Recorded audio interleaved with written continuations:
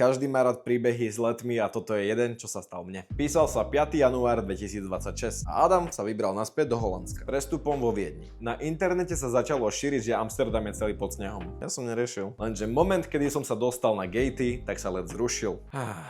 Informačné centrum Austrianu mi dali jednu noc v hoteli. 30 minút od letiska. Serví ma oko. A ako alternatívu mi dali let o 5 ráno. Viedeň, Frankfurt, Amsterdam. Prišiel som na hotel, všetko bolo fajn. Som sa tam vyložil jak kráľ. Král v zámku, král v zámku.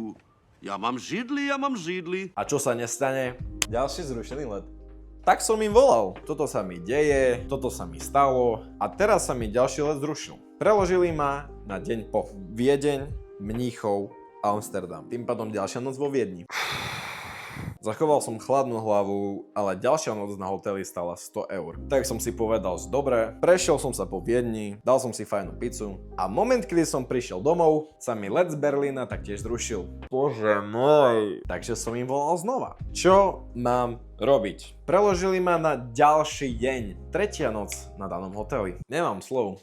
Milujem Viedeň. Tento let bol našťastie priamy. Rovno do Amsterdamu. Tento sa mi nezrušil.